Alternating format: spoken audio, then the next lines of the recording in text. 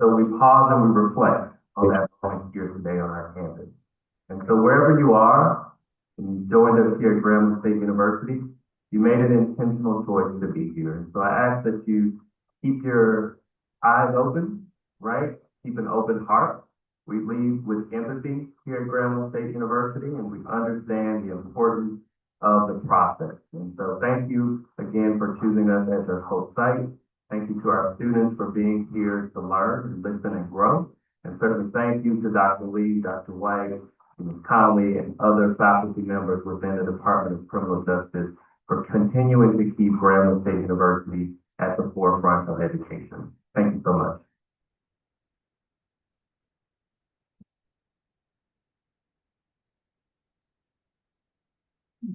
Thank you, President Linnell. So welcome everybody.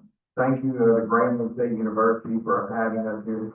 We are the Board of Pardons and Committee on Parole, and what we plan to show today is just a little insight to what we do every day as the discretionary releasing authority for the state of Louisiana. As part of our mission is outreach into the community.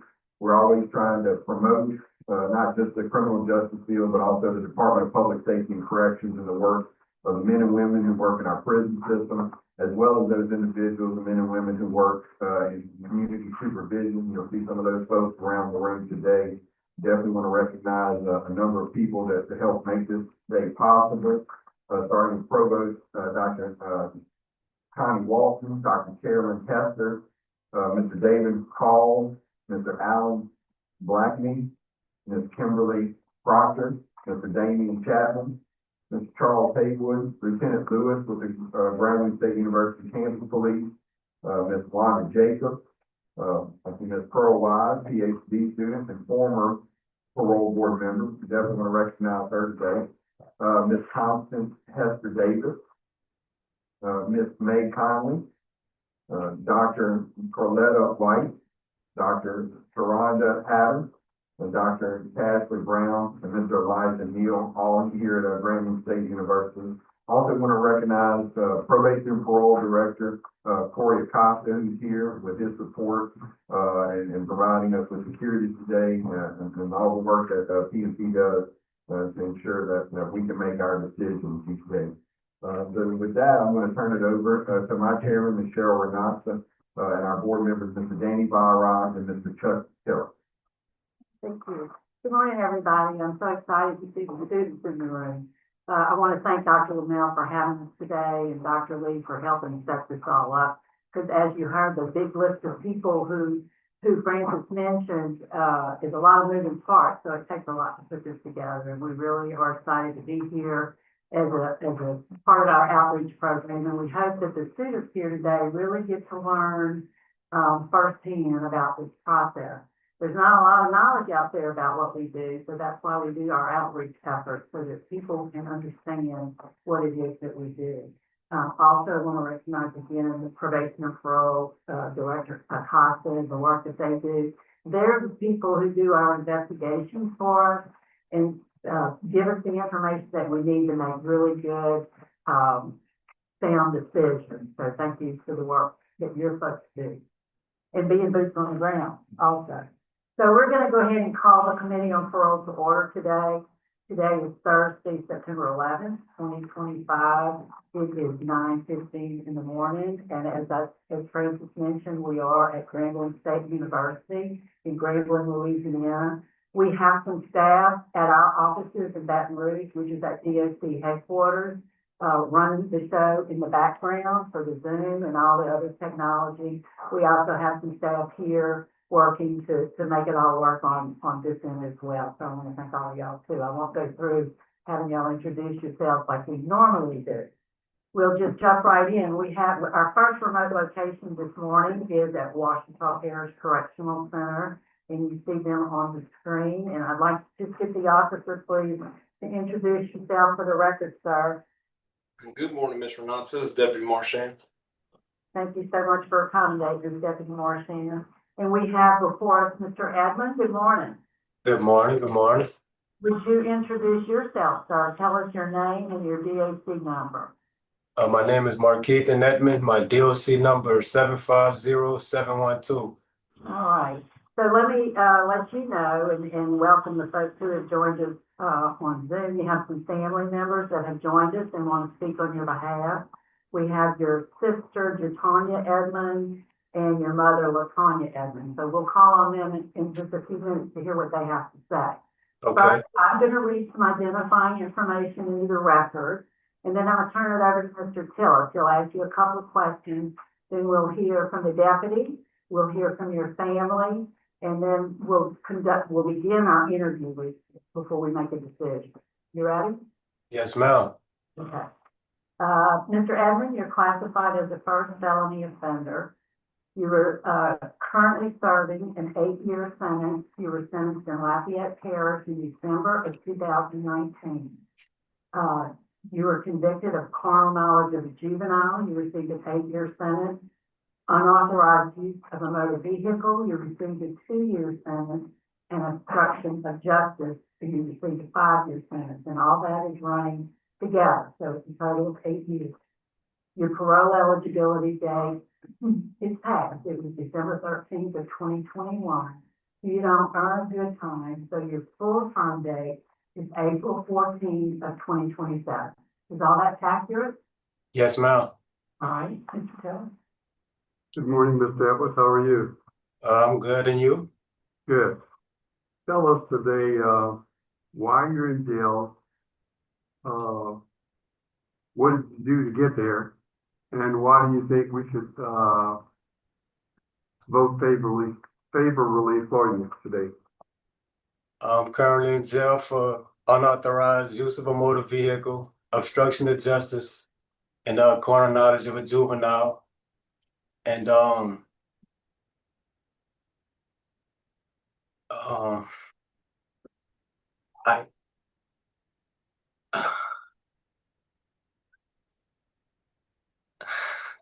can you ask that again? Can you ask me one more time?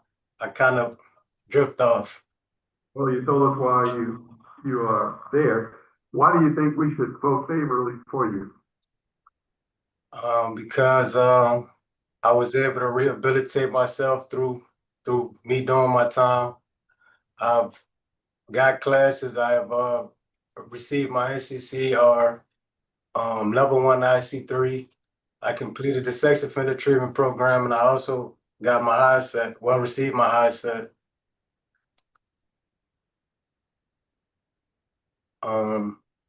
Right now I'm a welder. I have 4 certifications in welding.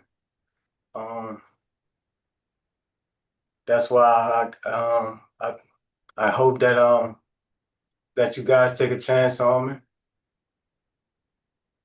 Okay, thank you. All right, let me, we'll have some more questions for you in just a few minutes. We want to hear from your family first.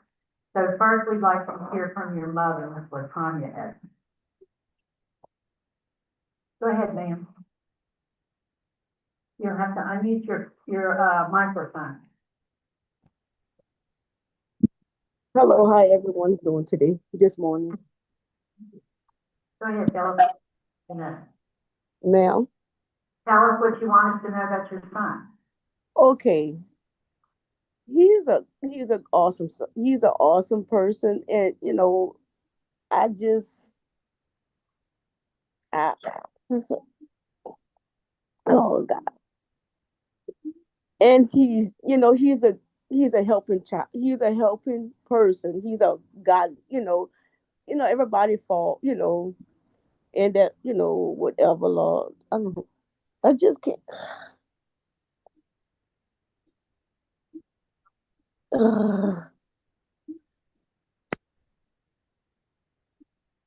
Well, the reason why, what I'm saying, to help, because I have cancer.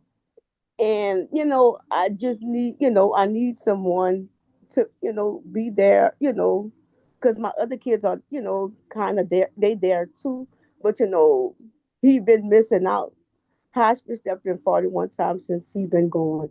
And I just had surgery. And, I just want, just don't want nothing to happen through the times, that, anything happened and he's locked up. And, him blaming himself for, doing what, and I just, he been locked up, longer, I just I don't I don't know what to say no more, but but he's a good child. Well, thank you for taking the time to speak with us this morning. We appreciate hearing from you. So you stand by, we're gonna move forward, and, we'd like to hear now from, Mr. Edmond's sister, Tanya. Is she there with you? There you are. Yes, ma'am. Latonya. Yes, ma'am. Go ahead, Tanya. Hello, good morning. How y'all doing? I would love for my brother to come home because just like my mother said, I do take care of my mother, but I would like a little more help with him. Like he is missing out on a lot with her sicknesses. He has a new nephew. He had a new nephew and a new niece. He's missing out on time with them. He's really just missing out on time with everybody, and I really miss him. He is not a bad person. He can help anybody if he can to make anybody happy. He would. He's very smart, intelligent. He's just so jolly. I've just missed the smile. I just miss him. Just all of us just having fun. To have my mama, I feel like what my mama really wants is like to have all of us, all of her kids in one room together under one house. That would, make her more happy, more blessed, and being that he's missing out is just like she won't tell how she feel.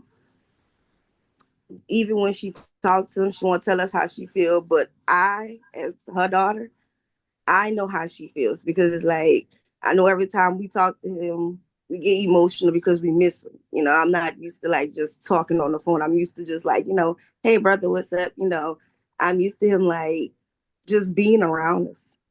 Like that's it. I just miss his presence.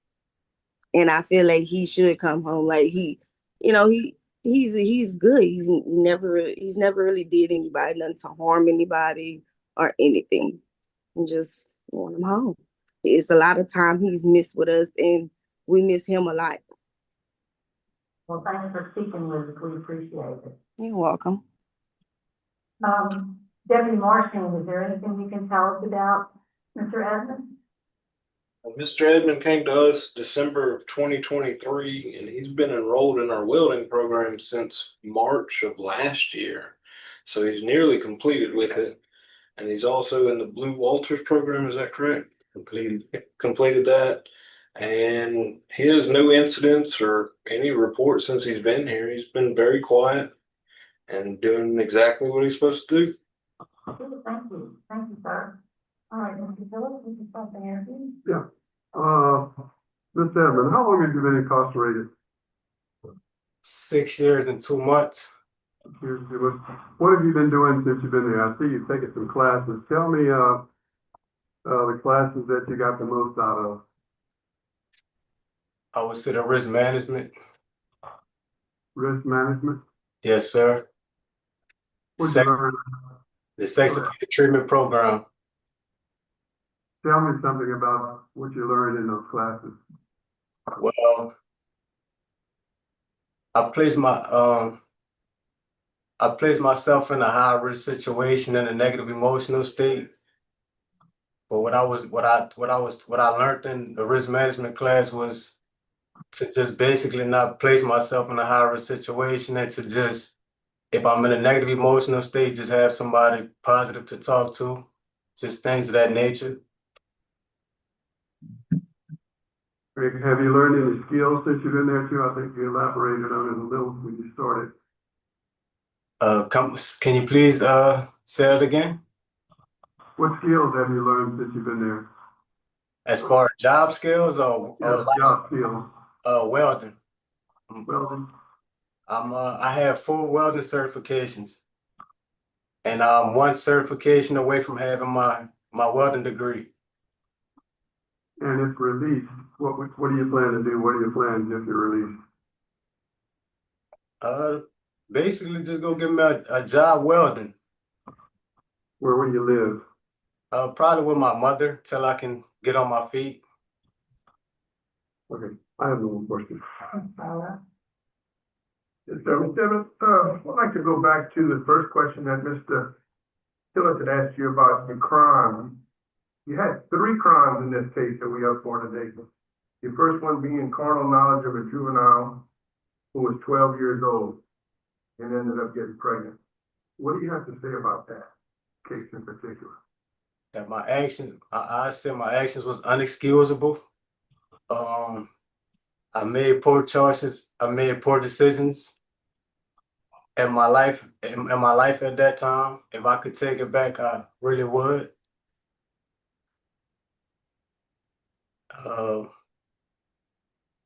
All that could have been avoided if I just would have had like the knowledge that I was able to obtain of me being incarcerated. So you learned a lot about you shouldn't be doing that with 12-year-old women. Yeah, I most definitely learned a lot. I learned a lot, and like I said once again, I was wrong for what I done, and I take full accountability for it. All right. You had a second charge, obstruction of justice, where a 2-year-old was killed with your gun. Can you tell me a little bit about that one? To be honest, like that happened so fast. To be honest, like that happened just so fast. When that happened, man, I was just going through a rough phase in my life, you know. I had a lot of people, you know, out to get me and stuff like that. And I just happened, I was just moving so fast that I had left the gun on a nightstand, and wasn't nobody in my room at the time. So I didn't think that nobody would have went in the room, but 2 people went in the room, which is my little cousin and somebody else. They went in the room, and I was out the room, but when it happened, the only thing I could hear is the gun go off, and that was it. So why did you take the gun from the scene and try to hide it? Well, because like I said, I had a lot of things going on. Like, to be honest, I had people in society trying to kill me, and I really didn't take it for, I wasn't really trying to obstruct no crime scene. I was really just taking it for my protection. It wasn't for to obstruct no crime scene. It was just to protect me from whenever I leave the house. But it wasn't my intention to leave the gun laying around. It was just, I just grabbed the gun just so nobody wouldn't harm me when I leave my house. That was the case with that. All right. Why would someone want to harm you? What did you believe was the problem there? Well, because it's a lot of gang related things that's going on in my neighborhood. I'm not a gang member, but you know, I have cousins and brothers that's in the gang. So, you know, by them being my family, like I'm really guilty by association. Were you on drugs at any of the time of any of these crimes were committed? Yes, sir. Would you say you have a drug problem? Yes, sir. All right. And your third charge involved unauthorized use of a removal where you were in possession of a stolen vehicle. What's your excuse on that one? Well, my excuse on this, one of my I was going to find me a job, and somebody that I knew had passed by in an F-250 truck, and they asked me like, did I need a ride when I was walking on the side of the road, and I told them yeah, but I didn't know that the truck was stolen. If I knew the truck was stolen, I wouldn't have hopped in the truck, but I happened to hop in the truck. Police got behind us, and here I am now. Well, I ain't gonna say here I am now, but I was just trying to get a ride, really. Okay, I understand that part. Thank you. That's all the questions I had. That kind of cleared things up. you, Mr. Byron. So, Mr. Edmond, I saw you at your life parole here. Do you remember? Can you say that once again? I saw you at your last parole hearing. Oh, okay, I do remember you now. I knew you looked familiar. Yeah. Well, you were denied. That was in 2023, I believe. 21. And, there was some recommendation at that time that you needed some more programs. So I checked, and I did see that since that hearing, you did the sex offender treatment, all 4 phases. You, congratulations, by the way, you earned your GED. Thank you. You, enrolled, I think, have you finished Living in Balance? Say that again? Have you completed the Living in Balance program? I should be finished with it. The 29th of this month. And that is the substance abuse program, right? Yes, ma'am. It's all in one. Right. Did you learn anything about people, places, and things? Yeah, I gotta change them. So you told Mr. Tiller whenever you're released, you're gonna go live with your mother. Is that in Lafayette? Yes, ma'am. Was that, and that's the same area where you got in all that trouble? No, ma'am. Where do your cousins and those family members you said you were in the gang live? In Lafayette? I wasn't in the gang, but Right, I know, the people, places, and things is what I'm getting at. yes, ma'am. I'm sorry, but yeah, they're still in Lafayette. Well, that's something you gotta think about. So you realize whenever you get out of jail, you can't have a firearm. You can't be around a firearm. You realize that? Yes, ma'am. Another crime. You realize? I'm asking if you understand that. Yes, ma'am, I do understand. And in addition, you have some challenges you're gonna face in terms of what you have to do because you're a convicted sex offender. Do you understand that? Has any of that been explained to you? Yes, ma'am. Just want to be sure. So when did you do your welding? When did you finish that? I will be finished with welding next month. So you're taking it there in Washington? Yes, ma'am. Well, good for you. That's a good marketable skill. I don't have any other questions. I just wanted to be sure. Well, I wanted to acknowledge the programs that you did since we saw you last, and I wanted to be sure you understood the problem with being around a firearm as a convicted felon. So I don't have any other questions. Is the panel prepared to vote? Yes. Mr. Phillips? Ms. Edmond, it seems like you turned around, you changed your life, and that's good. Today, my vote is going to be Grant. Mr. Byron? Mr. Edmond, there's strong opposition from law enforcement. The judge in this case is opposed, the district attorney is opposed, the sheriff is opposed, the chief of police is opposed, the attorney general's office is opposed, the victims are opposed. I'm gonna have to vote to deny you parole today based on all the opposition, and 6 years is just not enough time for the 3 crimes when you look at them all together. So today my vote is to deny. All right, Mr. Edmond, it does require unanimous vote. I will tell you, my vote would be to grant your parole because you did what was asked of you since your last hearing. I do respect the opposition that's out there. You have a good time. When you finish, I think you're gonna earn some additional good time credit, so you don't get good time credit. But your out date is coming up in the not too distant future anyway.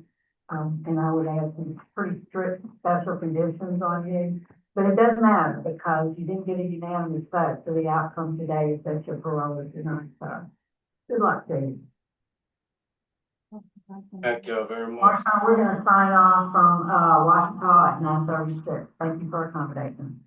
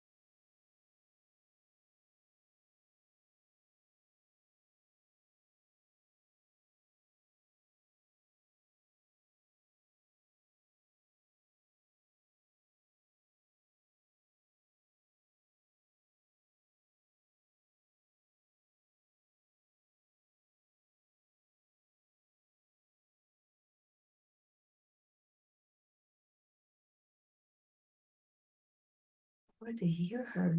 Yeah, it's.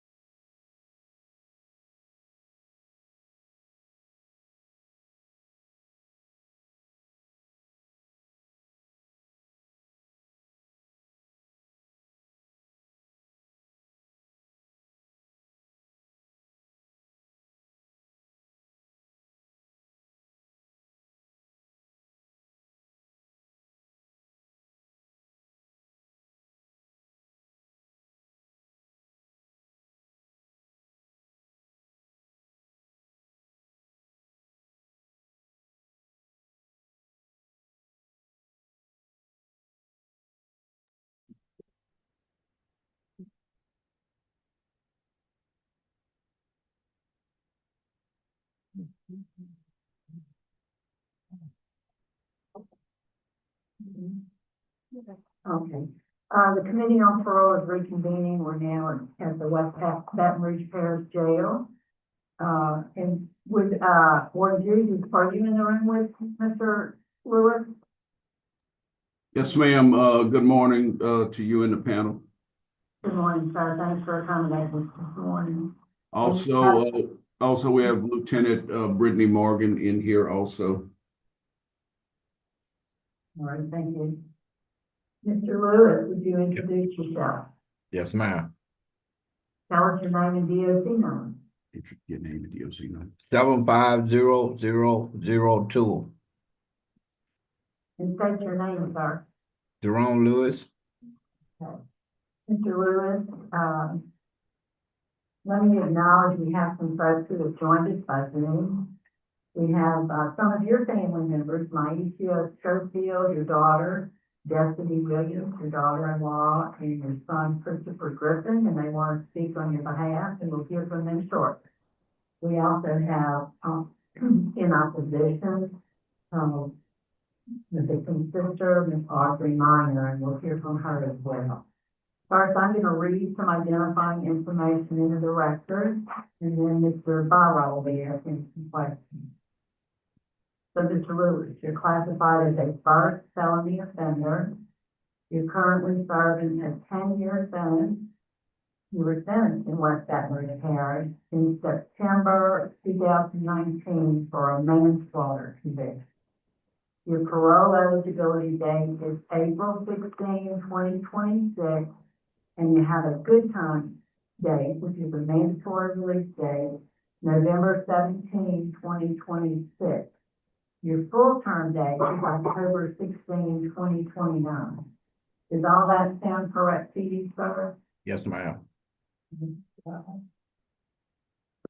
right, would you please tell us, what did you do, get yourself in jail, and why do you think now's a good time for us to parole you? I got myself in trouble.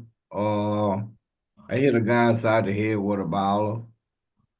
And it wasn't meant to go that far, but it just got out of hand because I was intoxicated. I didn't know what I was doing at that time, but now I know what I did and it was wrong. All right, and why do you think now's a good time for you to be released? Because I learned my lesson by being in jail. And that was my first time ever being locked up. That was my first time ever been getting in trouble. All right, so tell us a little bit about the lesson that you learned. What is it that you learned? I learned a lot. It's not, Go ahead, tell us. it's not a place to be in jail. That's kind of short. You learned a lot. What did you learn? What needed? I learned how to control myself. I learned how to when I get if I get out, I learned how to keep my hands to myself, and I learned to call 911. And what programs did you take that helped you to learn that? Anger management and parenting. Okay. Have you taken the 100 hours of pre-release? Ma'am, sir? The 100-hour pre-release class. Have you done that one? That's a mandatory class. No, sir. You haven't done that? No, sir. What about GED? Have you got that? No, sir. Those are the two classes I took. Have you completed victim awareness? Yes, sir. You did complete that one? What about Cage Your Age? No, sir.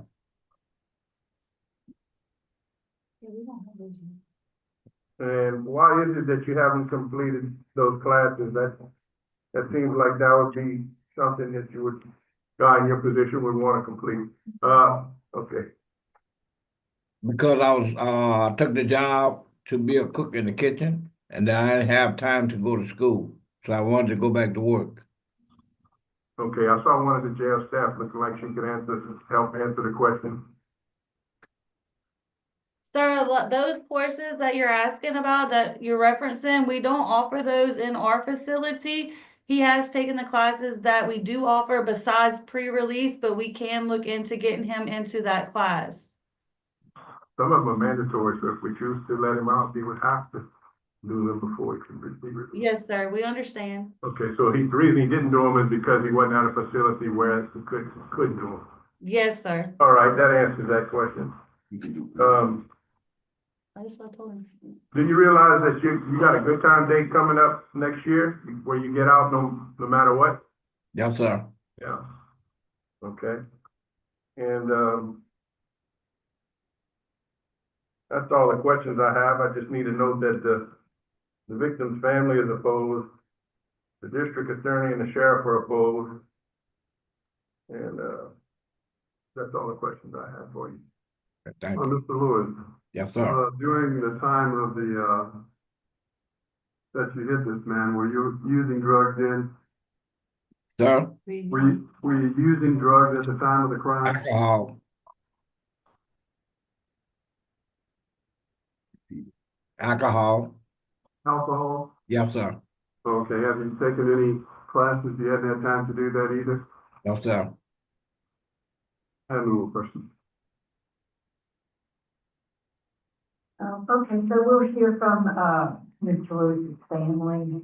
Could we hear first from Ms. Maisha Schofield?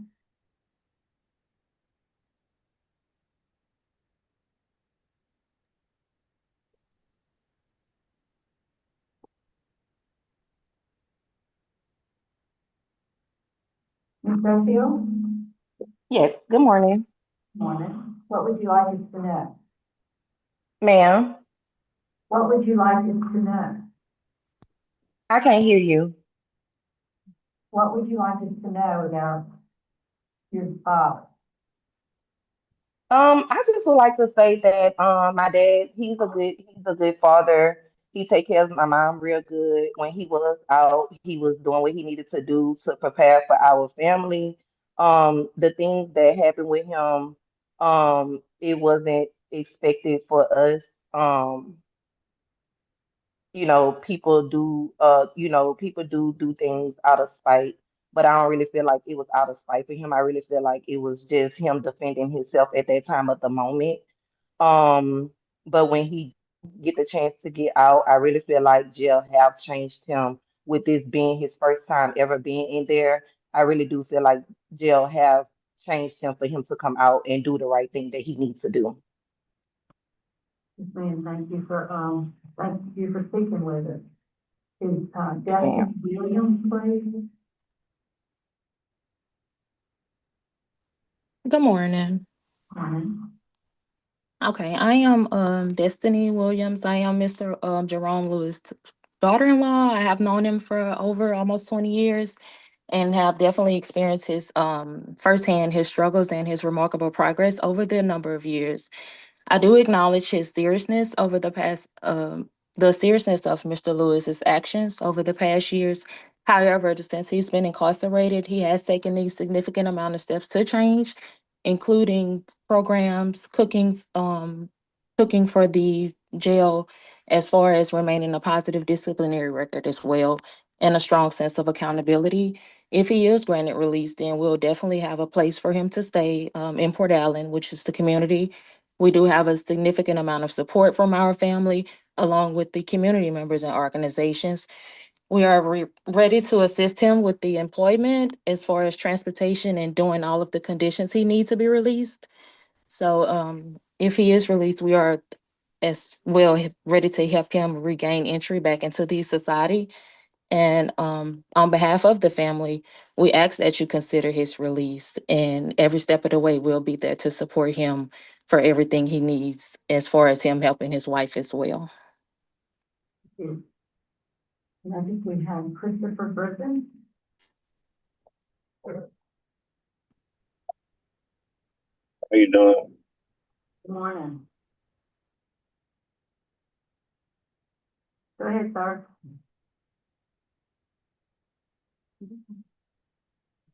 Mr. Griffin? You're still muted, sir. You hear me now? Yes, I can. Thank you. Hey, how you doing? My name is Christopher Griffin. I'm Jerome's son.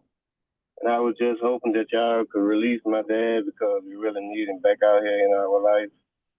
And we'd had churn and stuff that he haven't seen or was out here for. And I think he really learned his lesson by being in jail.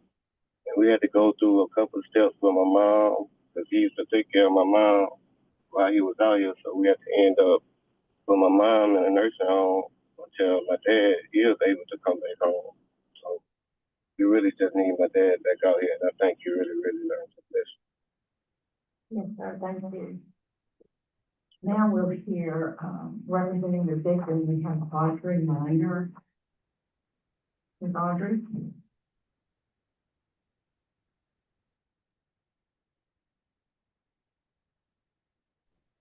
Good morning. How you doing? My name is Audrey Minor. I am the younger sister of Michael Lewis Church. I am also a real resident of Port Allen, Louisiana. And I'm here to say today that I don't feel that Mr. Jerome Lewis should be eligible for parole. And I feel like he should spend his complete time in there because we lost a brother. I heard all the comments about different things that who need who, but we also have a mama that lost a son that's 90 years old that also would have helped take care of his mom also. Okay, as for his rehabilitation, I don't feel like that he's gotten the rehabilitation that he needs because he hasn't done any hard time. He's over there cooking in a kitchen. My brother can't cook. My brother, we have to visit my brother at a grave. So I feel like whatever time that Mr. Lewis has, I don't have anything against him because we were raised as sisters and brothers. His brother, one of my other brothers and him are actually brothers. So we wasn't raised as strangers. We were raised like sisters and brothers. So I just feel like that, you know, he should not be paroled. And I'm speaking for my family as well, my other sisters and brothers and siblings, because he also has nieces and nephews that were born and also that hadn't gotten a chance to meet their uncle. You know, he was the life of the party. He used to call us the elder. He's the elder and whatever. And whatever circumstances that happened, I don't know because I was not there. But I know that Michael was taken away from us. Okay. He was left to bleed to death. I don't know, but quote unquote, wish that he died once he was hit. That's not remorse for anything that you done. If when you hit somebody and hope they die, I don't hope you spend time in jail because I want you to get out. I want you to be rehabilitated. I want you to do the right things because that's what we are required to do with by God to do the right thing by people and stuff like that. Jerome, I call you Ronnie. Ronnie, I have no hard feelings for you. I don't. You know, I just wish that this would have turned out a different way when it comes to that death and whatever because we were raised together. We always talk together. We laugh and joke together as family and stuff. This family was close together. And to have this to happen and break it like this, you know, I just feel like, you know, it hurts my heart. And I know it's hurt my other family members' heart too. And you know, if you get out, that's fine and whatever. But I just feel like just your first time going. Not saying that you could have win or whatever, but first time going in for a manslaughter, I can't remember what the charge was, and getting 10 years, and then you're at a facility where you live in the community, you know everybody around, you can visit your children can visit you, you can, you know, helping in the kitchen. That's not hard labor for killing someone. That's not the punishment that I feel that you should have gotten for killing someone. Whether it wasn't meant to be or whatever, but you did kill Michael. You took something from us. Fine, I You- think, can you direct your comments to the panel and not Mr. Lewis? And, I'm sorry. I apologize. I didn't mean that. You killed Mike. Michael was killed. Okay. I rephrased that. Michael was killed. And I just feel like that, you know, I'm not a, my family and I in not agreement of a early release, a parole. yes, And ma'am. that's all I have to say. Yes, ma'am, thank you, and we do appreciate your input. Mr. Lewis, Yes, ma'am. how long have you been in jail?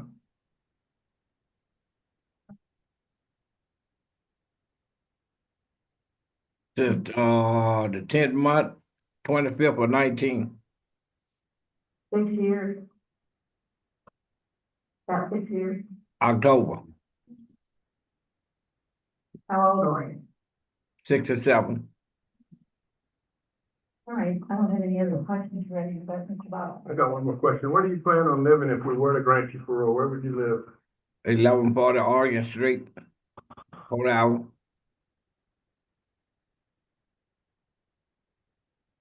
All right. Ready for the vote? Yep. All right. So my choice is to deny you and let you sit there until next year and continue to be a cook.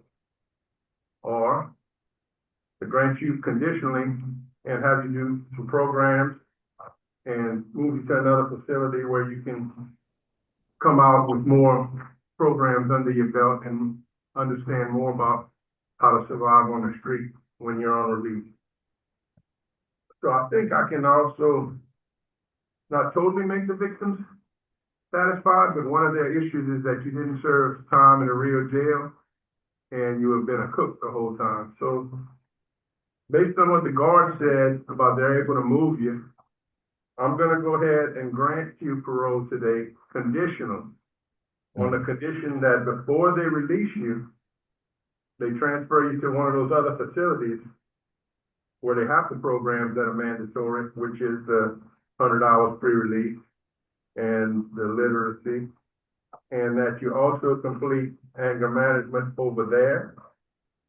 And upon finishing that, then you could be released. And then while you're on supervision with your parole officer, I want you to stay away from the victim's family, don't go within 1 mile of any of the victim's family. Don't try to contact them, don't talk to them. You'll be on a 10 p.m. to 6 a.m. curfew. You'll have random drug screens and alcohol screens, and that you complete outpatient substance abuse. You said you was on alcohol at the time. So that's gonna be my recommendation. My vote is to concur with Mr. Barra. The grant. Mr. Lewis, I also agree, my vote is to grant. Now, do you realize what he said? You cannot drink alcohol whenever you get out. Can't drink. Can't go around the family of the victim. I know some of those are probably your family as well, but you can't be in contact with them. You got some work to do before you release. Good luck, sir. Your parole's been granted. Thank you. Thank you, board.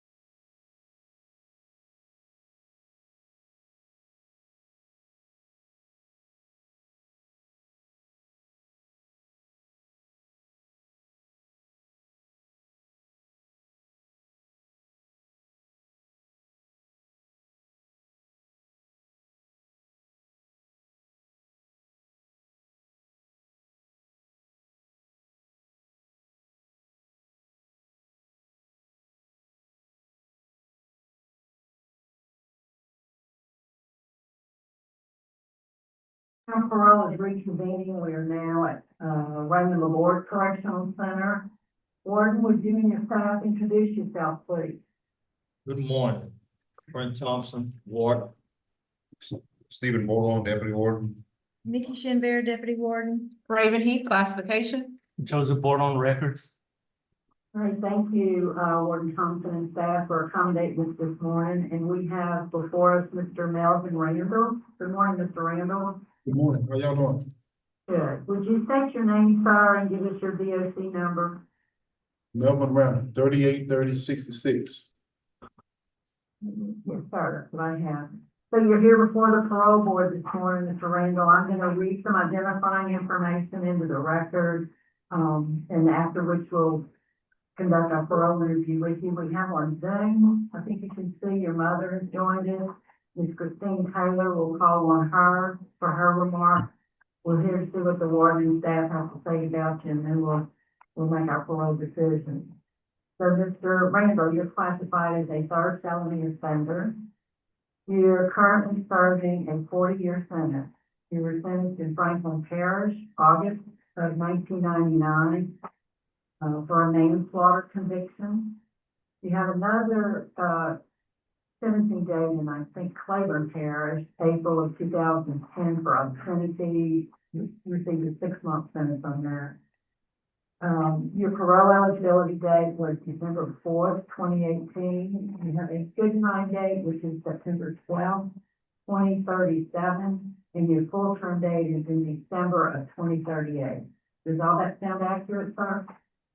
Yes, ma'am. Your case has been assigned to Mr. Tillett.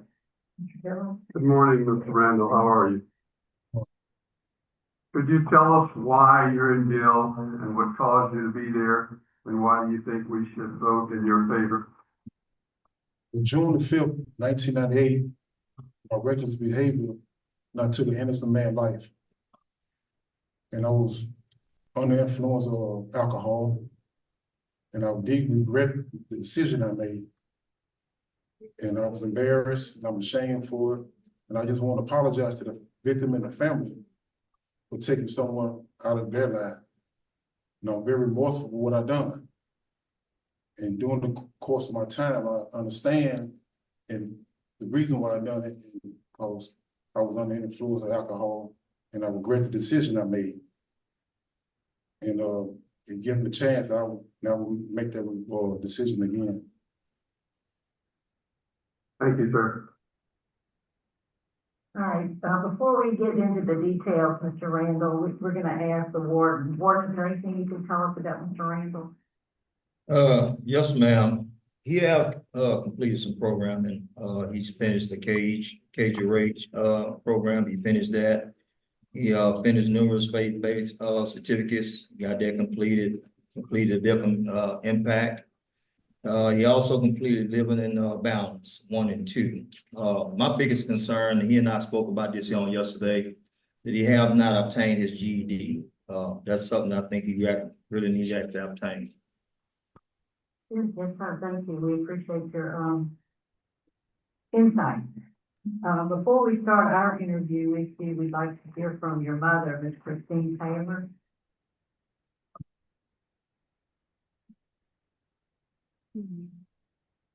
Taylor, you have to unmute your microphone. Yes, can you hear me now? We can. Yes, good morning. How y'all doing? Good. Go ahead.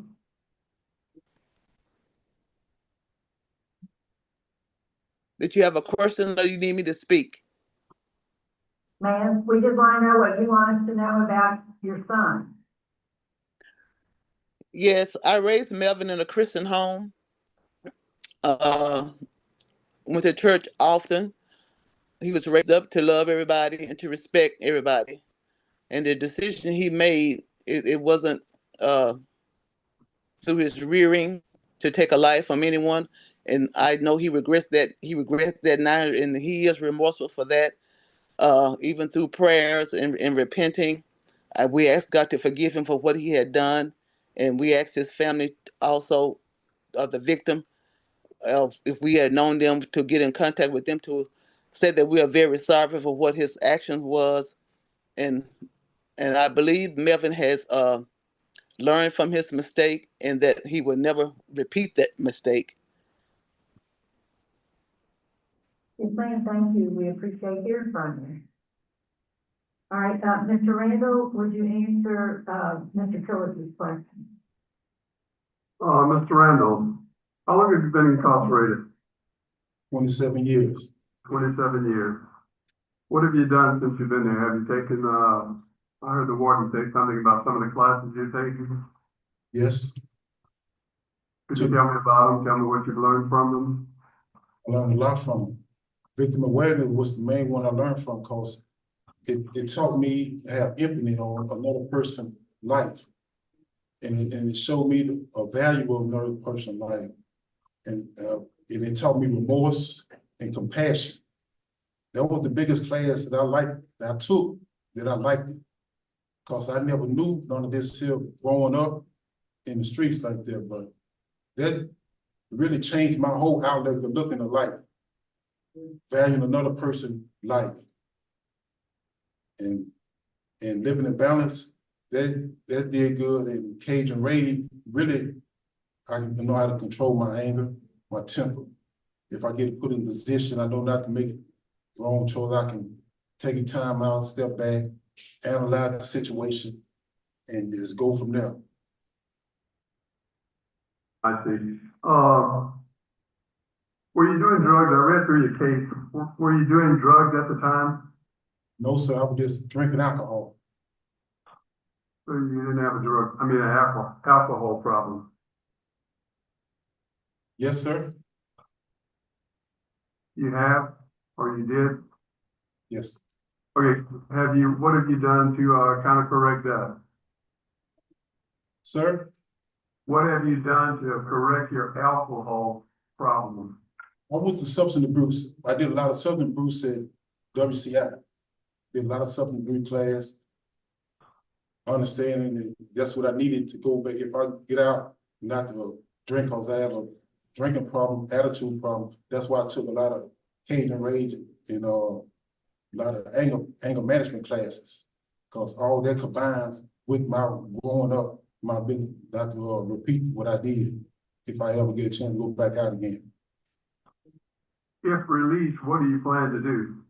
What I plan, well, I have a job waiting when I get out, construction job waiting when I get out, work to my best of the ability, when my time's off, try to help mentor the kids. If they're going in the wrong direction, the wrong path, I can understand, get with them to understand what they're going through, because I walked in their shoes. Then I can try to teach them not to walk in my shoes if they ever just decide to take the life. Warden, how many write-ups have you had since you've been there?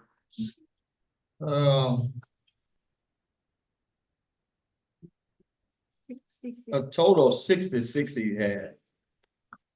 A total of 6? 66, 66. Okay, great. All right, I have no more questions. Looks like you were on supervision for charges of second-degree battery and bail jumping when you committed the murder and you was in possession of a firearm. That's, you know that you can't possess firearms when you're on parole, or on probation. That's a serious violation by itself. So here we are, you're on supervision, got a break already, and you're walking around carrying a gun and end up shooting a man in the head over $10. What have you learned by your time in jail regarding that? I mean, Well, I guess what I want you to tell me is, if I'd followed the rules the first time, I wouldn't have been in possession of a gun. right.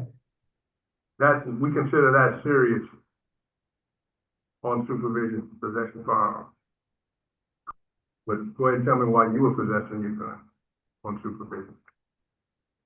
I just, like I say, I was under influence that night, and I made a wrong decision. And then I Yeah. just, I'm looking in those 66 write-ups that this, Warren's talking about. 10 of them was for sex offenses in jail, 10 of them for theft, 13 for aggravated disobedience. And your last one was in 2021 for contraband.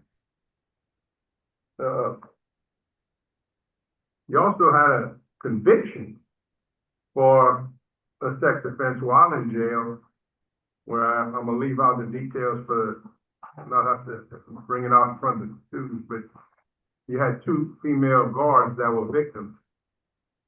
And you have you taken any sex offender classes after that to educate yourself on, that kind of behavior?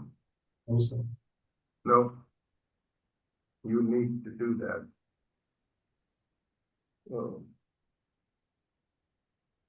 That's the only question that I had. I do know that there's a lot of opposition from the sheriff, the attorney general, the judge, and the DA in this case. Mr. Randall, how long have you been in jail? 27 years. 27 years or 40-year sentence. And again, this is you came up before the parole panel before in 2023. You were denied at that time, and that was because of the opposition Mr. Byron referred to, and you also had a need to take some programs. What took, and I didn't see that you started after that hearing in 2023, but if you've been in jail 27 years, what took you so long? Because at other camps, you had to be short to take them classes or had to be going home. They just weren't gonna put you in the classes if you weren't short of going home. But I took the classes there. I needed like the anger management and substance abuse because there were classes available at the camp at that time. So well, you were there at Raymond LaBorde, so you're saying even when you got to Raymond LaBorde, where you're at now in 2017, they wouldn't allow, they said you had too much time to do classes? Yes. All right. And so since your last hearing, as we talked about in 2024, you did the substance abuse living in balance, the pre-release program, and the victim impact program. Tell us what you got out of that program. I got, out of all of them, I value life. Out of all them programs, I know how to value another human being life. I got a lot of victim awareness. Same thing, showing empathy to another person. Cage and rage, challenge my own rage. Pre-release, they taught me a whole lot about pre-release and living in balance. Glad to hear that. What clicked? What changed your mind? You stopped getting all those write-ups in 2021, I think was the last one. You got one in 2024, but you went to court and it was expunged. But what clicked to make you start doing better in that regard? Because I had a lot of pain. I turned my pain to a purpose. I turned all my pain to a purpose. It's a reason for all this stuff. And I want to be the reason when I get out for my family, to be a better son, a better brother, and a better stepfather to my daughter. And that's the reason why I didn't change out of, because I don't think the way I used to think no more. I done growed up. I'm a man now. I was a boy back then growing up. And since then, my mind, I've been humble. I'm more humble now. Let's put it like that, more humble. My heart is humble and my thoughts are sincere.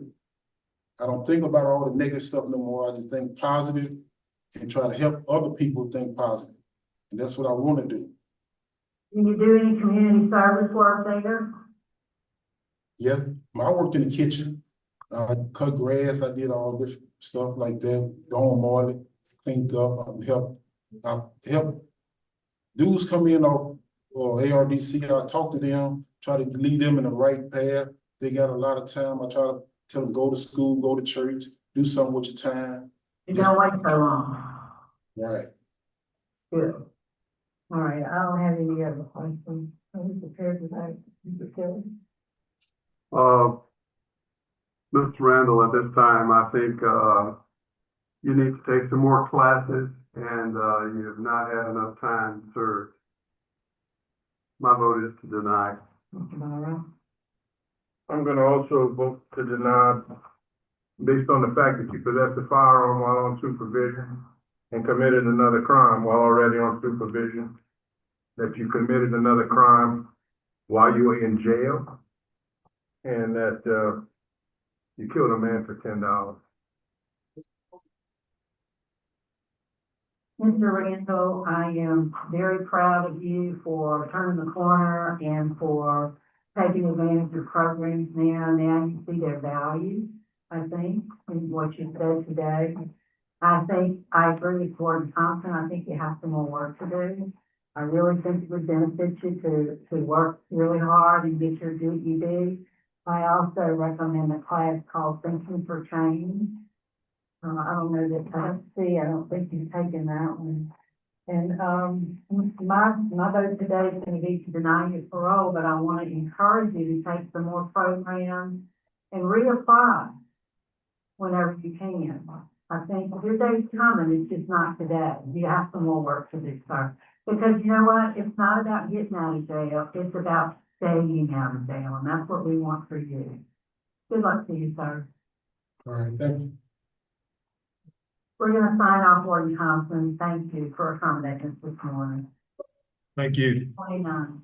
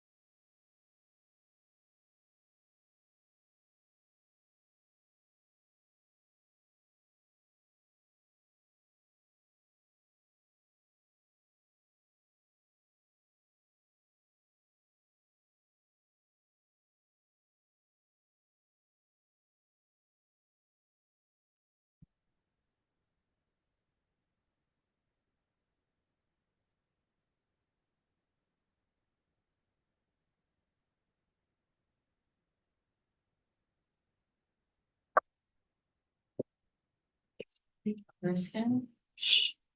Sorry.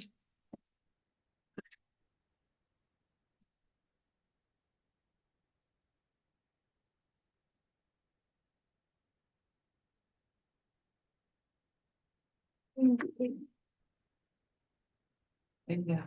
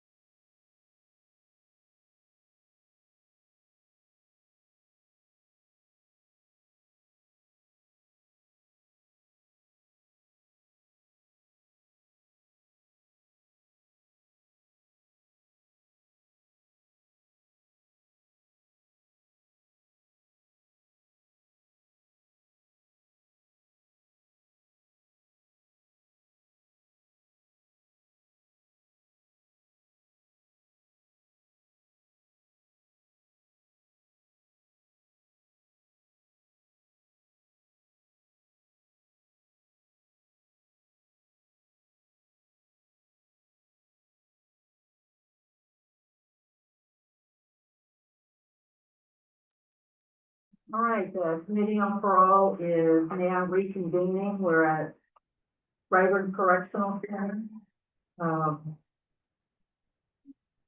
On September 11th, 2025. Good morning, Warden. Would you and your staff introduce yourself, please?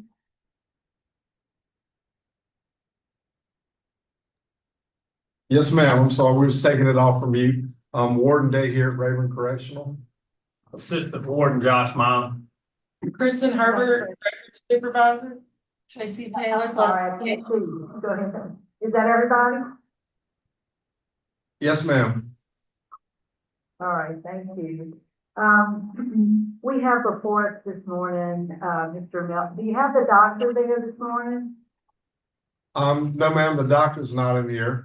That's okay. We're gonna show the video that was provided to us. So, first I'll read the information into the record about Mr. Green. Is Mr. Melvin Green? Good morning, sir.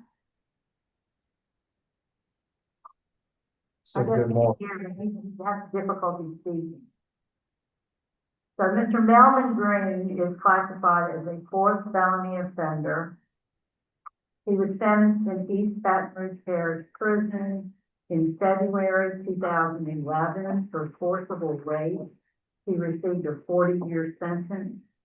He has a parole eligibility date, which is not until February 24th, 2030. But the department has requested consideration for a medical parole based on his health issues. He does have a good time release date, which is November 26th of 2029. And Warden, is there anything you'd like to say before we play the video? I'll just give a little from our RCC observation from in here. Melvin has been here. He came here from Louisiana State Penitentiary in 21. I think it was around February. Some point in that time, a little bit after he started getting here, he was found in an unauthorized area a couple times, not really knowing where he was, and was referred to the medical department. Medical department evaluated him, ordered him a neurology consult, which he went, and they started performing numerous different tests, MRIs, different things, and following, putting him on medications. As that went on, we tried to let him, Dr. Martinez is walking in here now. As that went on, we tried to let him live on the assisted living dormitories with some assistance. It got to the point to where he was unable to live down there. We brought him back to the infirmary, and where he's pretty much been in the infirmary since then, with follow-up care, seeing the doctor periodically as he needed to. He lives on the nursing unit there with the medical assistants there, getting him to and from where he needs to be, helping him to the restroom, which he does have some incontinence here, there, and yonder, helping him eat, get his medications, and so on and so forth with that. All right, thank you, sir. And I didn't acknowledge we have some guests we'll call on in just a few moments, but we do have family members of Mr. Green who are here. We have his brother Lester Green and his sister Melvina Benton and Vanessa Green. Those folks are at our offices in Baton Rouge at DOC headquarters, and they'll be providing their statements from there. Also, by Zoom, we have the victim in this case, Ms. Jacqueline Floyd, and she's asked for some input as well. And thanks, Doctor, for coming. We're going to put up the video that you provided to the board. We'd like to put it up, and there you go.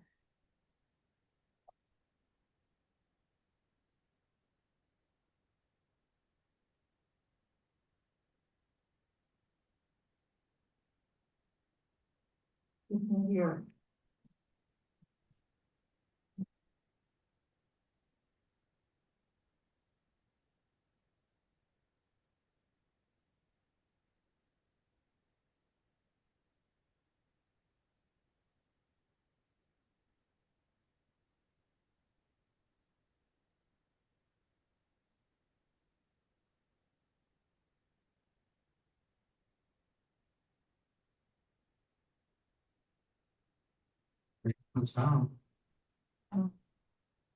Right,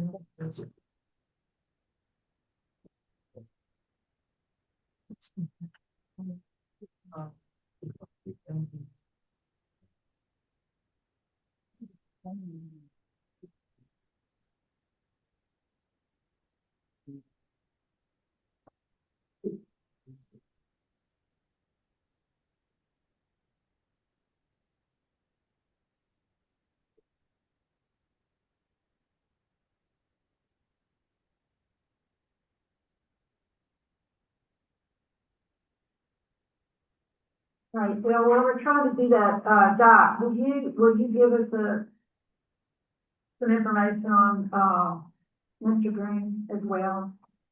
Dr. Wonchia. Yeah, Ms. Sherry, good morning. I'm Dr. Martinez. I've been a medical director in Rayburn for like almost 3 years. And first I met Melvin. He was in the down the walk, and he used to get into fights because people pick on him. And we realized that he has a really severe dementia, and he is really limited in his functions. He depends on everybody in the infirmary, the orderlies or nursing, to do his daily activities. We have to remind him to eat. We have to remind him to go to the bathroom. Sometimes he have accidents, urine and feces. One of the things, for instance, shocked me the most is I'm there in the infirmary, and it's a long hallway, and he's sitting there. He's eating French fries. And I said, Melvin, how you doing? And he also usually answers, you're right. So he says, Melvin, what do you eating? What are you eating? And he says, I don't know. So he says, Melvin, you're eating French fries. Look, and he's had them in his hand. He's eating it. And he says, Melvin, you're eating French fries. And you're right. And he eat more. And a few minutes later, I come and ask him, Mr. Melvin, what you eating? And he says, I don't know. So his dementia is so severe that we did a medical parole, and I think that was signed by Secretary Mr. Westcott and Dr. Lewis because his dementia is so severe. So I don't know. I think that you should consider give this gentleman some parole. All right, well, Doctor, the recommendation for medical parole got sent out to, initiated in February 2025. I think it's the date I saw on it. And at that time, I think it indicated that there was a rapid progression of his condition in the last month or so. So since February, how has his condition changed? I think that even he keeps worsening. Like for instance, a couple of weeks ago, he has a terrible accident, like pieces and all over his body. Like he really needs to be like, the infirmary is a long hallway, like where the clinic is, and the dorms are here, and everybody's checking on Melvin because we care for him, but everybody have to be directing him to do his activities. Go eat, and they see him there to eat, or go to the bathroom. And then even he's reminded to do things, he have accidents, he only answers to you, I'm right. It's just very sad to see the progression of his dementia. It's very sad. And there was some indication in the information provided to us that at that time, he tends to wander sometimes. To wander? Yeah. So like, because the infirmary is open, so he walks down the hallway, and the officer usually told him, go back to your bed, and he goes back to his bed. So he just, the infirmary is a safe place, in my opinion. We only have security, so he gets less agitated, or he's more pleasant if he kind of ambulates freely in the infirmary. Like for instance, one day the officer chose to close the door of the infirmary, and when he's confined into the room out there, he gets agitated, he hits the door. So I think that with the director of nursing and myself, and the nurses, we are always checking on him. So we let him ambulate in the infirmary because that way he don't get agitated. And it's a really sad to see situation. That's a common thing, Mr. Manasa, for dementia patients. Whenever they're, once they get acclimated to their surroundings, whenever they get confined like that, it's normally what they do is get a little bit agitated. So they try to let him move around as freely as he can in there, as long as it doesn't disrupt anything that's going on in there. But pretty much all the time, someone has to have their eyes on him to make sure that he doesn't end up in an unauthorized or unsafe area. And that was the first thing that actually got him to be evaluated by the healthcare professionals. Thank you.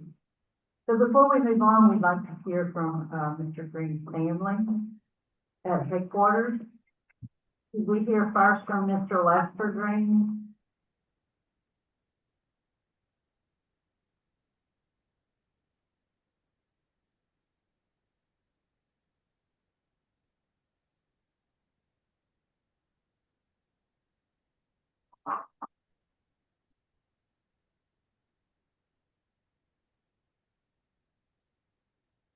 Yeah, if there's nobody else in the room, could we have Mr.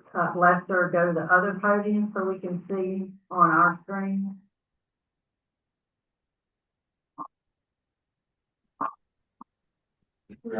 This way. Go to this.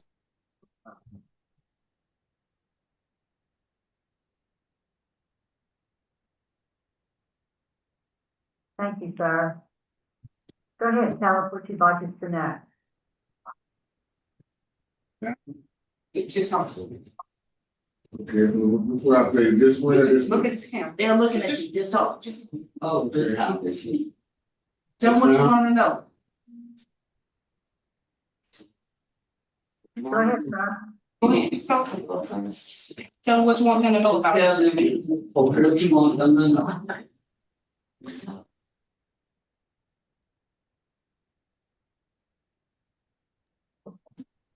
Go ahead, Mr. Green. I know it's a little confusing, but we can see you and we can hear you. I can barely hear you. She said, go ahead. They can hear and see you. So what's the question? What do you want them to know about your brother? His capability, you say he have Demetrius, I haven't pronounced it, but anyway, you say his progress is done better? It's worsened.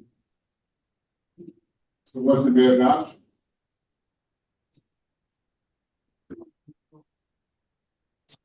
Who else speaking? Okay, somebody will go help me out. Yeah. Who else speaking? Y'all can have better than me, y'all got a better understanding. Okay. You got a better understanding of the situation. Okay. Sir. Tell them your names, what minute you are to the vote. Good morning. I appreciate y'all letting us be in here. I'm Vanessa Green, I'm Melvin's sister. And we just come as a family to throw our mercy on the court this morning. We love our brother. And from what I could see on the screen, his head is shaking and his hands trembling, that the dementia is progressing. And I just ask to if y'all would just let him come closer to us so we can be able to be with him. Because skin on skin contact from birth is very important to a mother, to a child. And our parents are gone. And we are his siblings, the only thing that he has left. And for us to be able to just to hug him, to give him a hug, I think that would do him some good. We all fall short of the glory of God. And that God can forgive us for all that we do, no matter what, then we can expect y'all forgive him too.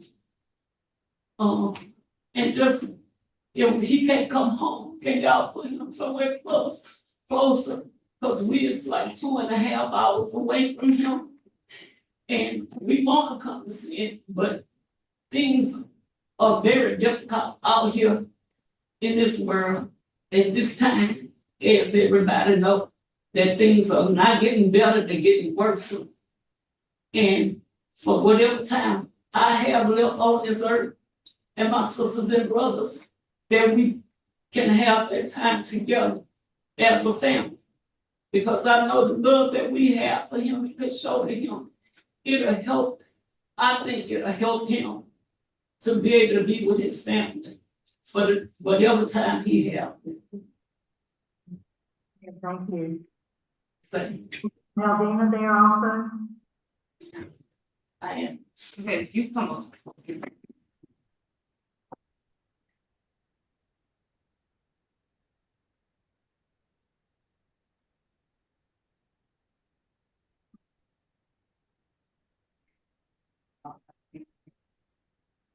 They have to speak so they can hear. Speak up so they can hear, because the microphone way over here. Good morning, my name is Melvina Benton, and my brother is Melvin Green. And like my sister said, we thank you for your time in us, and that I just want y'all to know that, you know, our parents, our mother, Ruby Green, raised, instilled in us great values of love. We had to stick together with one another.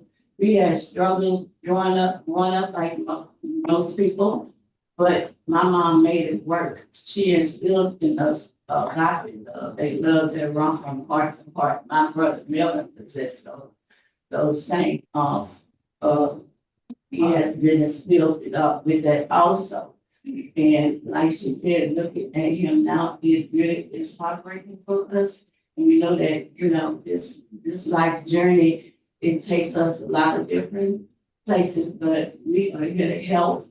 And, you know, like she said, we have that heart to heart love.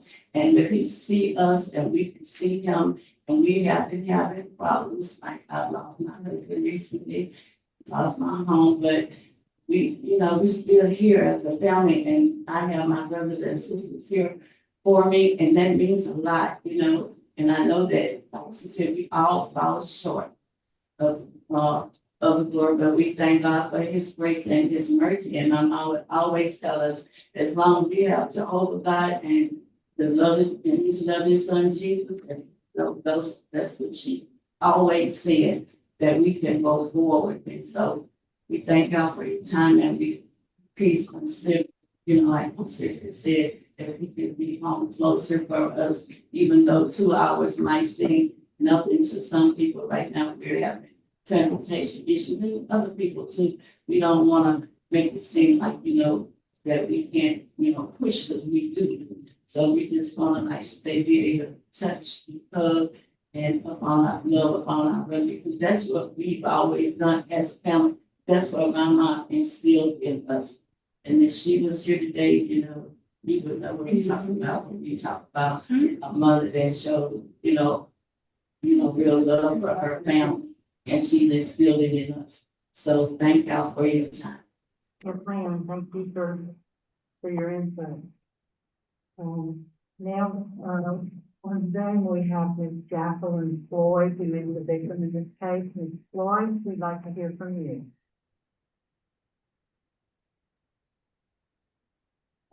You're still on mute.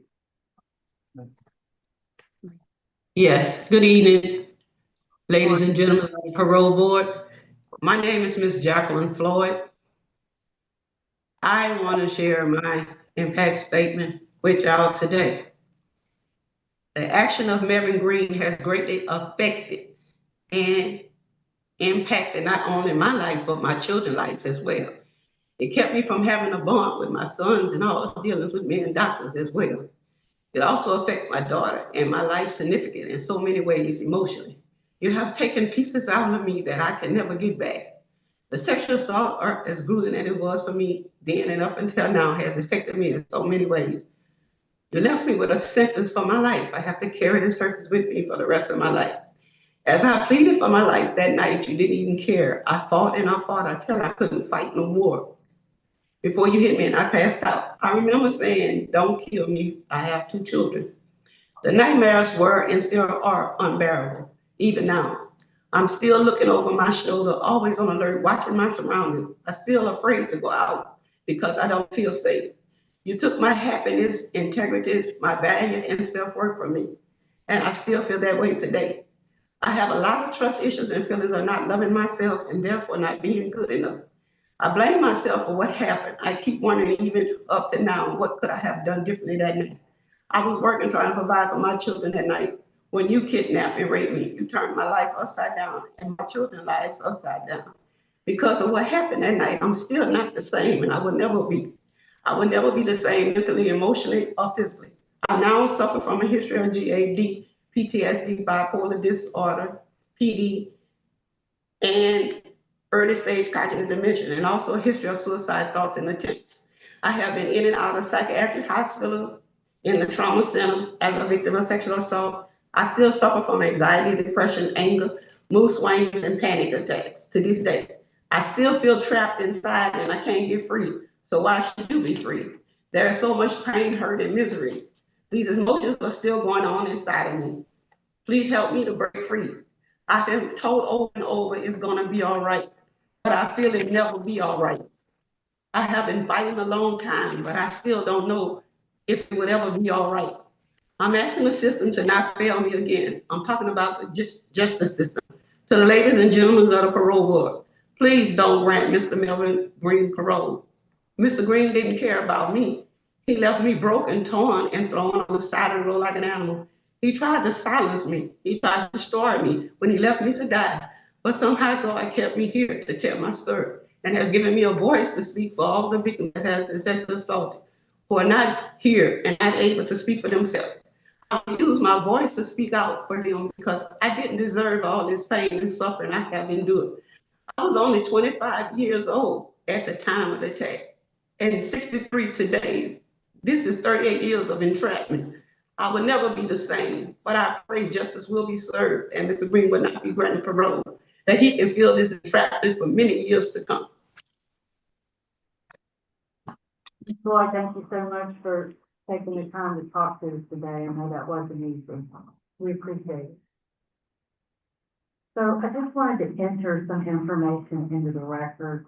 The medical parole recommendation is for nursing home placement. But as Mrs. Floyd mentioned, you know, she was 25 at the time of the rape. She's now 63. So this offense was committed in May of 1987. And Mr. Green was arrested in February of 2010. And that's because DNA evidence became available.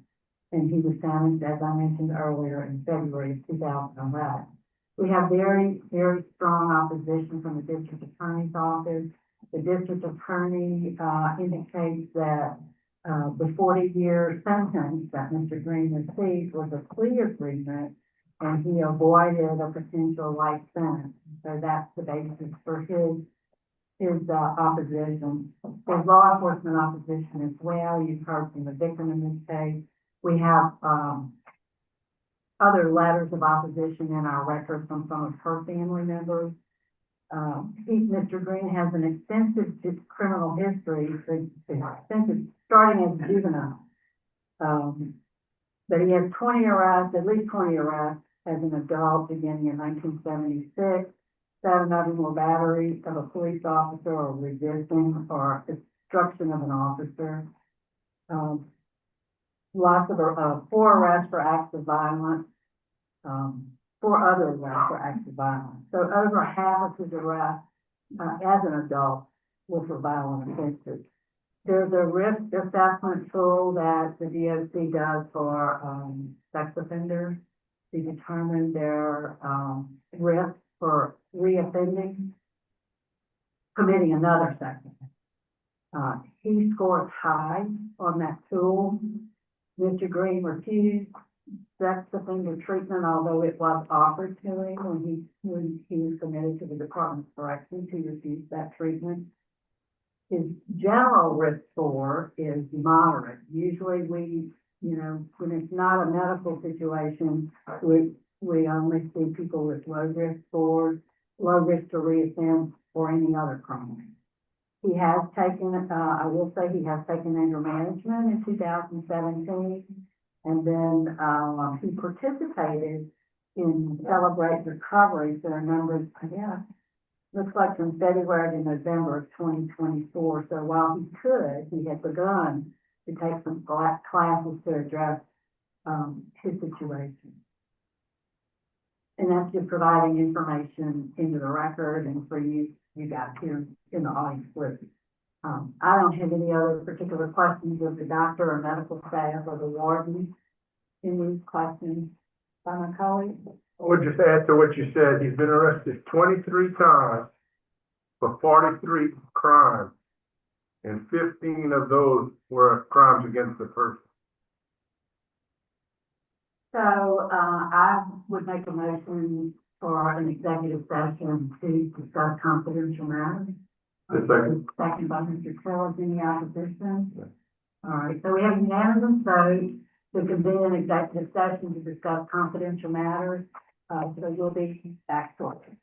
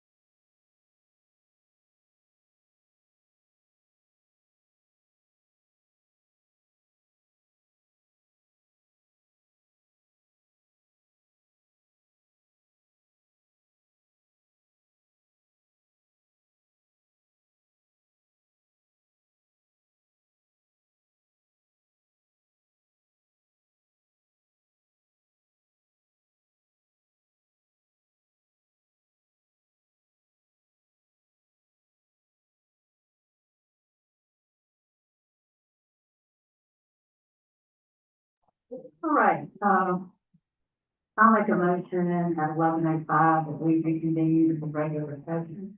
Is there any objections? No. All right, so we, have returned to regular session. And, we are prepared to vote Mr. Green's case, and I'll be voting first. And, I want to say that we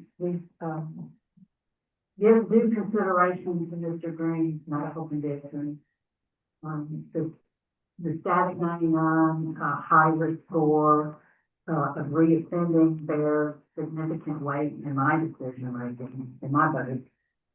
you know, the original charge was forcible rape, here serious crime, and so, you know, I have to consider the severity of that offense and the welfare of the victim who we heard from today.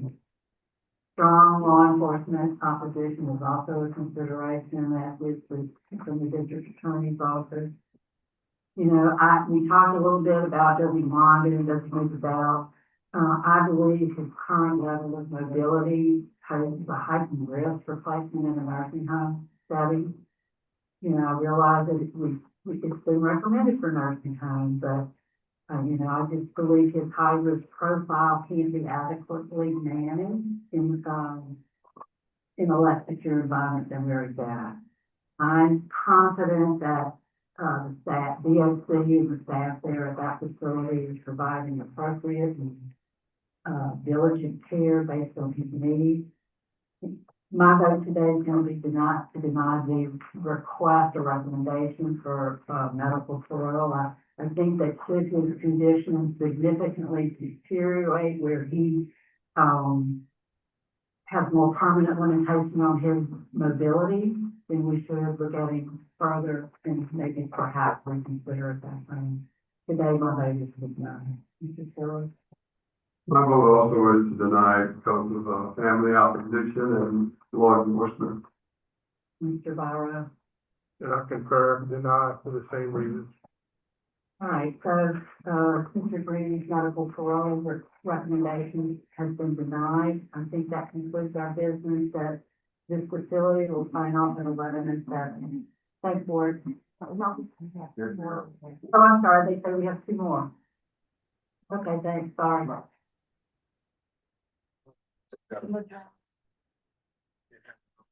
Medrano, isn't it? Yeah, they just had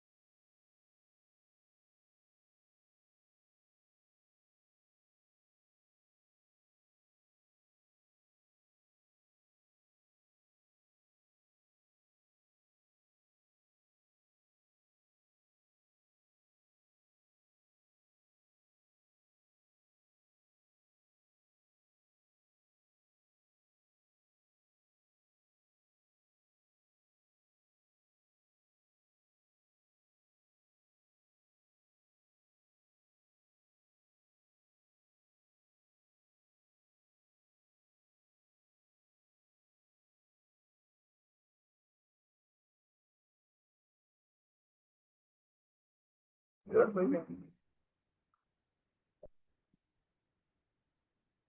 right, Warden, we're back, and, we have before us, well, I'm gonna ask him to introduce himself, because I don't think I know how to pronounce his name. Sir, could you tell us your name and DSC number? My name is Eustachio Medrano Jr. Eustachio Medrano. My DOT number is 617466. Yes, sir. Can you hear me okay? You're okay? Yeah. I'm a little bit hard of hearing. Yeah, we're having a little trouble hearing him. It's all loud. Okay, let me get to the place where I can introduce his guests who are here today. We have, his employer, Kevin McHale, his son, Juan Medrano, and father-in-law, Eulalia Garcia, all who would like to speak. They're all on Zoom, and we'll call on them at the appropriate time. So Mr. Medrano is classified as a second felony offender. He's currently serving a 14-year sentence for possession with intent to distribute marijuana. He was initially sentenced November 3rd, 2014. And he served about 5 years and was released in 2019 on good time supervision. Then he absconded supervision. And then for new criminal activity, he was revoked in January of 2025. So he is classified as a fifth felony offender. So he's just been in jail, most recently since January of this year. His parole eligibility date is January 9th, 2026. His good time date is December 27th, 2027. Is all that information correct, Mr. Medrano? Yes, ma'am. All right. Mr. Medrano, please tell us, your case was assigned to me, so I'm going to take the lead. Tell us, why are you in jail again? Why was, Why are you in jail? I'm here because I violated my parole. And how did you violate your parole? Why did you violate your parole? For transporting drugs. You know, and they the federal system picked me up for a complaint I had in Tennessee. And they kept me there for 2 years. And they gave me time served and 3 years supervised release. And that's when when the parole board violated me. For the new felony conviction. Right? That's an automatic revocation when you get a new felony conviction while you're on supervision. So let me ask the warden. Warden, what can you tell us about Mr. Medrano? He's, like I said, he's only been in the system since January. He's been here since March. He does have some medical conditions. He's housed on assisted living dormitory. Looks like his, I'm sorry, I missed something here. He's housed down there, and as far as just being here a short time, he hasn't had any write-ups or any disciplinary issues. It's about all we know. Thank you, sir. So, So before I get into the questions I have, I'm going to ask for Mr. Medrano's family for their input. First, we'd like to hear from his son, Juan. Yeah, one is my son. He's gonna speak. He's in South Texas, and my wife, all my family is in Texas now. Right, yes, sir. We're going to hear from Juan now. Mr. Juan, would you tell us what you'd like us to know? You're muted, you're still muted.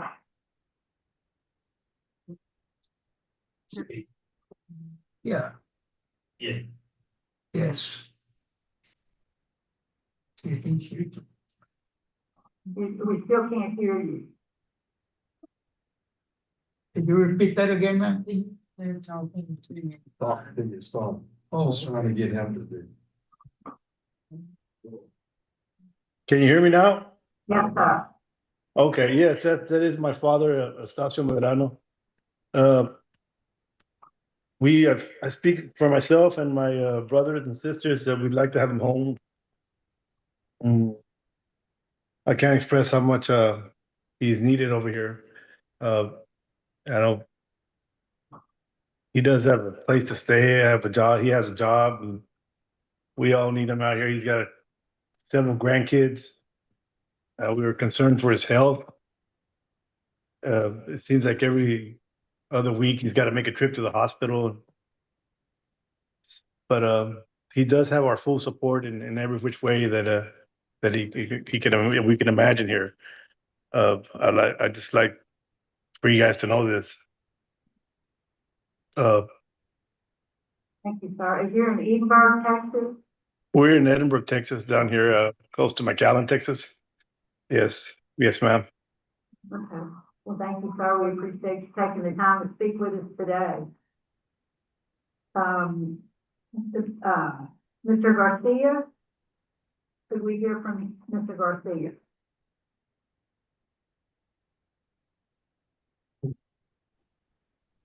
Can you hear me? Yes, I hear an echo. I hear somebody. I'm trying to hear Mr. Garcia. Okay, I'm gonna try. Can you hear me now? Yes. Okay, my name is Eulalia Garcia. I am the daughter-in-law of Eustachio Medrano.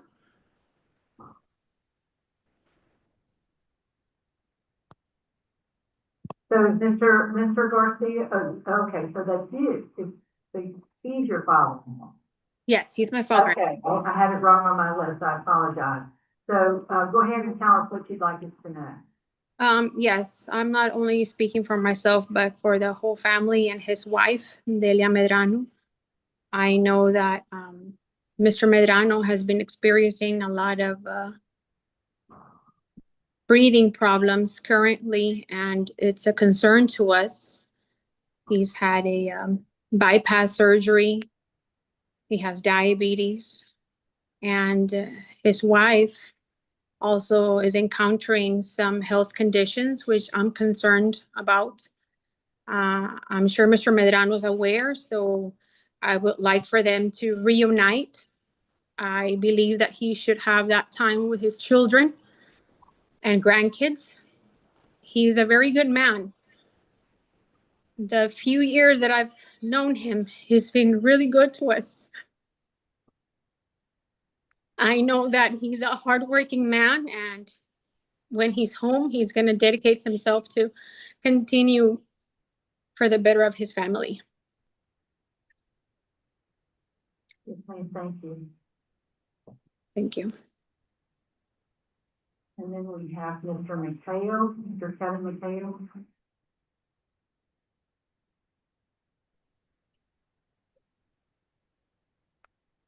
Hi, I'm Kevin McHale. I'm the president of MagX Science Corporation. Before Mr. Medrano was arrested, he worked for us for a number of years. Probably the most reliable and honest employee we've ever had. It was a real shock to lose him. We're in the process of bringing a manufacturing facility back from China. He was there when we were just beginning to clear that land, and we have another 6 months, maybe 9 months to go, and he was probably the most dedicated person when it came to showing up for work, making sure that everybody else was there. I understand he has an enormous amount of health issues and other issues, but We would be happy to put him in an air-conditioned office just to have his presence over there to direct the people that he is, because he's excellent at it. I can't express enough how dedicated he is to both the job, showing up on time every single day, but you can see it in the way that he treats his family. He's I don't know what happened. I'm not part of that information, but I do know that when it comes to our company, he was always welcome back. And we would be very, very grateful to have him back as in our employ. Yes, sir, thank you. Thank you for taking the time to speak with us. So, now, Mr. Medrano. So, what concerns me, sir, is you, as mentioned earlier, you are a fifth felony offender. You have 1981 possession of marijuana. You spent some time in the Texas Department of Corrections. 1992 conspiracy to possess marijuana with the intent to distribute. You've received a 180-month federal prison sentence. You were, I think, afforded some early release under supervision. That was revoked in 2012 when you were sentenced to 12 months and 1 day in the Federal Bureau of Prisons. And then I think you continued that same activity even after having been sentenced in Louisiana, done time in Louisiana, released from Louisiana. You absconded where probation and I think we paroled you to Texas, and then you didn't report, and then you get picked up in Tennessee with more drug trafficking. Why do you keep that kind of behavior when Mr. McHale said you had a good job?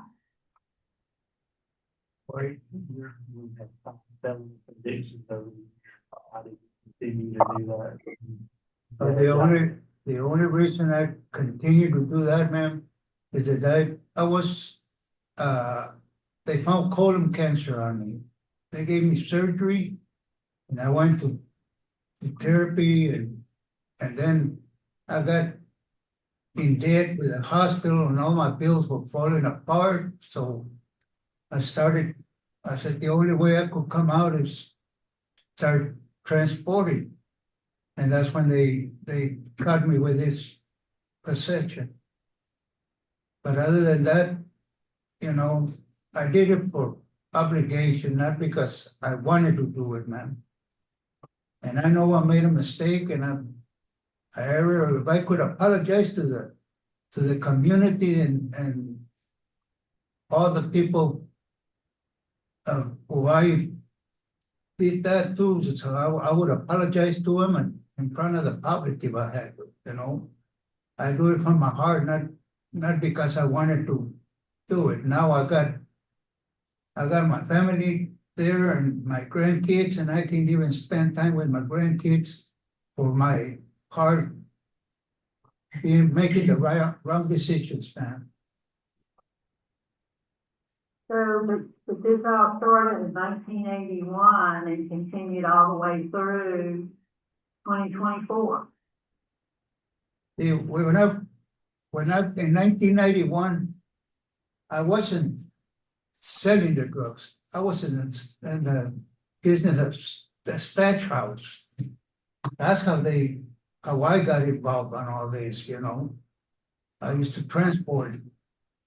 But for me to be dealing straight direct with people, I wouldn't deal with them. All I would do is just deliver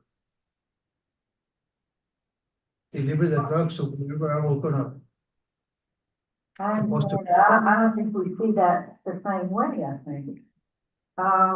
We do have lots of letters in the record from your family in support. And one of the questions I was going to ask that Mr. McHale clarified for me, I was going to ask if you ever held a legal job. You seem to be transporting drugs around the country for quite a number of years, and I thought that was the way you, that was your means, your livelihood. So you held a job and you still did it anyway. So you've only been there a short time. You live in a assisted medical dorm.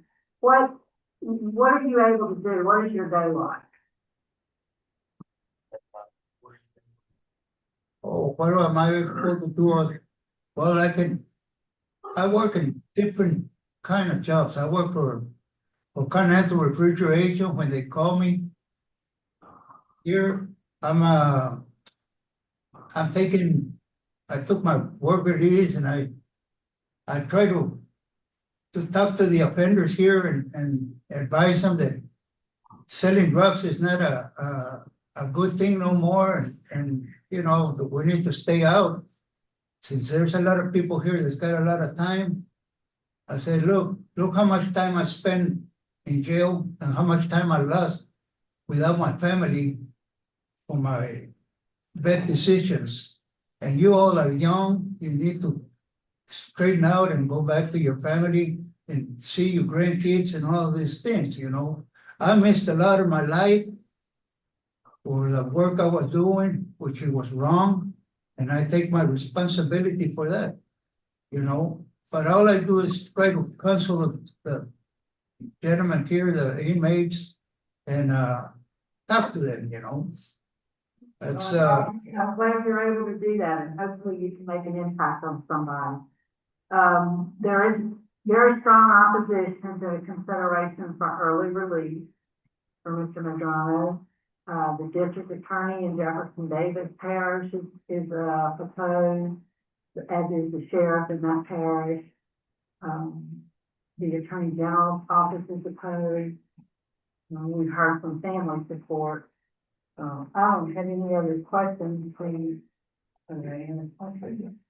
All right, Mr. Medrano, we're ready to vote. I'll be voting first. And I can't vote to parole you today based on your criminal history, the long period of criminal history. Every time you were given an opportunity to change that behavior, you continue doing it.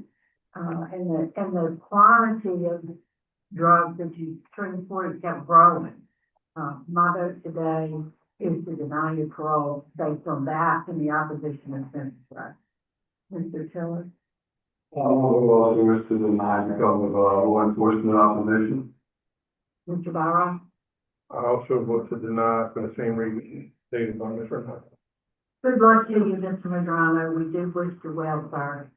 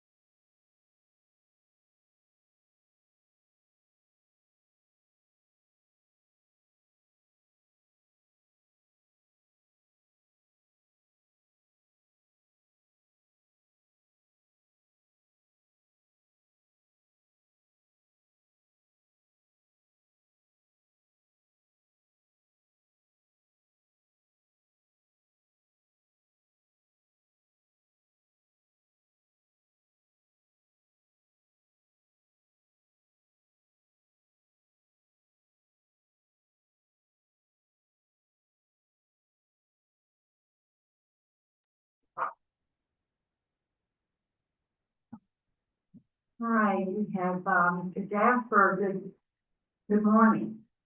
Good morning. Would you tell us your name and DOC number, sir? Richard Jasper, 568728. All right, Mr. Jasper. Let me, read some identifying information into the record. First, I want to see when we get to the list of folks who joined us today. I want to recognize they're here. Yeah, doesn't look like. No, it doesn't have anybody. Yeah, it doesn't look like we have anybody. So, Mr. Jasper, you're classified as a second felony offender.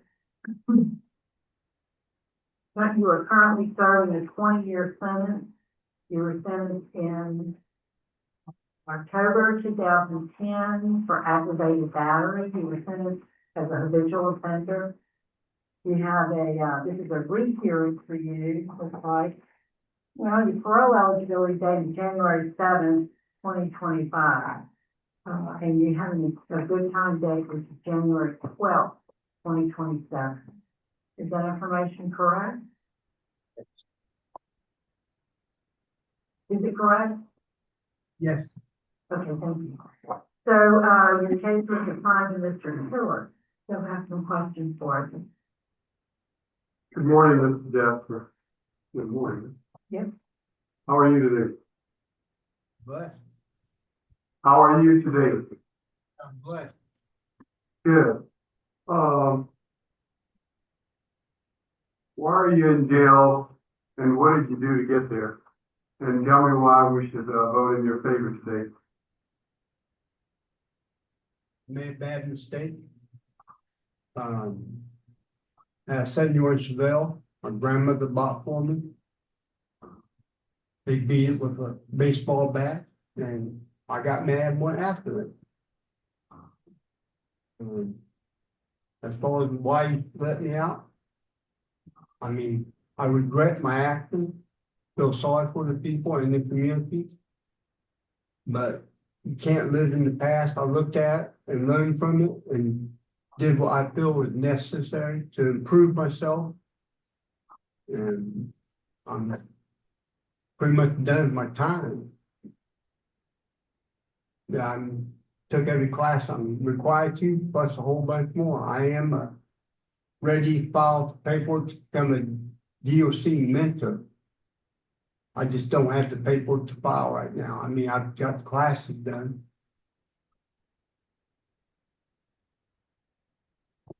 I don't know what else to tell you. Ms. Warden, what can you tell us about Mr. Jasper? Yeah, it's been here at RCC since November 2022. He basically has no issues since he's been here. He lives on one of our dormitories and he's a mentor for our sober living dorm. Martin, was his last write-up in 22 with you? No, sir, it was prior to coming here. It was in 8 of 22 and he was got here in 11. Okay, thank you. Great. Mr. Jasper, you just stated that you took a lot of classes. What classes interest you the most? I took it. Living in balance, anger management. I mean, I got a stack of certificates. Yeah, I understand that. I got them too. I have the ones you have. Tell me which ones impacted your life the most. I'd be Tyros. Wow. Tyros is the beginning of the one form used to become a mentor for DOC. It just, the statement you gave at the beginning of every class remind me of a Boy Scout. It's just real good, touching me to think about, you know. I see. What skills have you learned since you've been incarcerated? They got listed.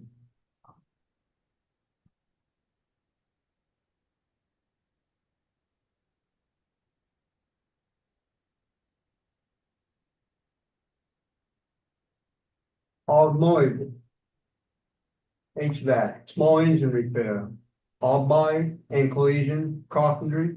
That's what I got listed. Okay, if released, where would you live? I mean, where would you go and where would you live? My family's from out of state. I'm not even from the state, so I have a shelter lined up.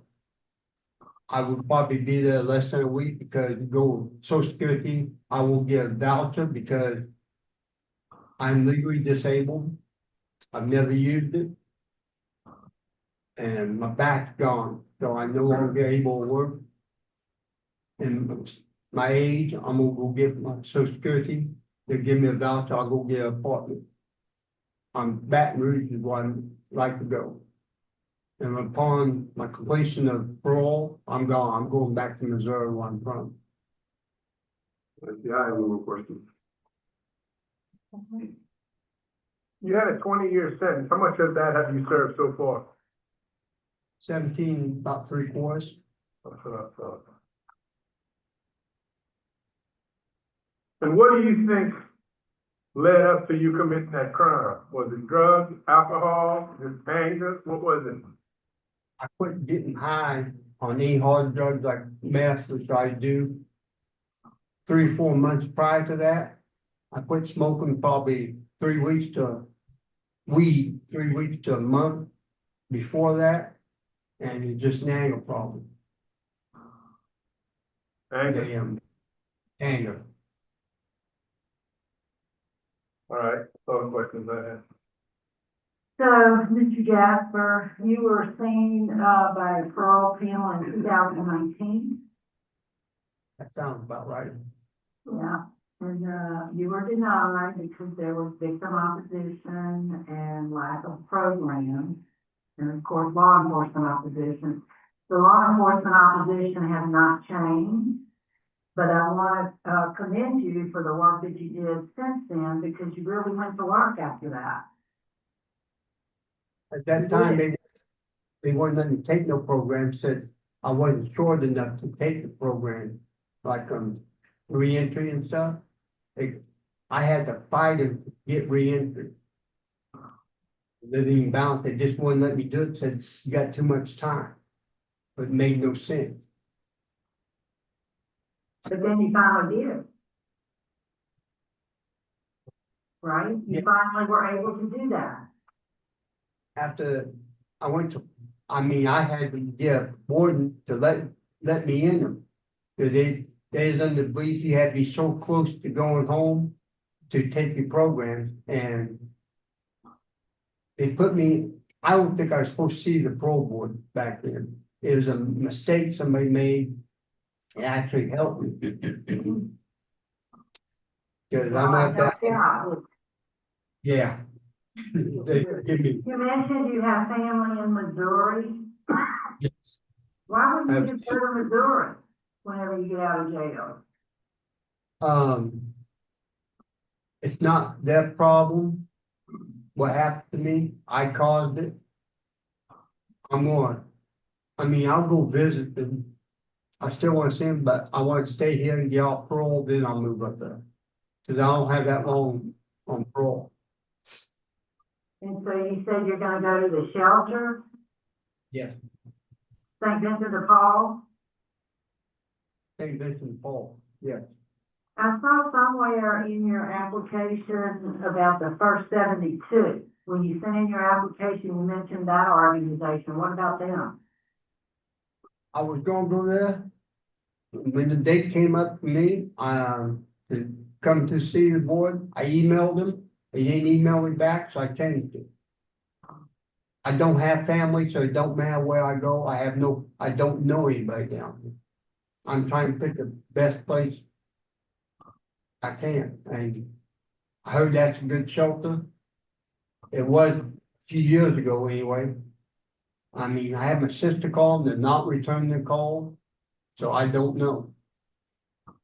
That's a little concerning for me. You can't do it alone. You need help. You need to surround yourself with people that are going to be supportive. Mr. Bauer has more questions. Well, I think you just answered, you have no plans on going back to Iberia Parish, correct? No, All right. absolutely not. Good. All right, you ready to vote? Oh, yeah, I am. Phyllis?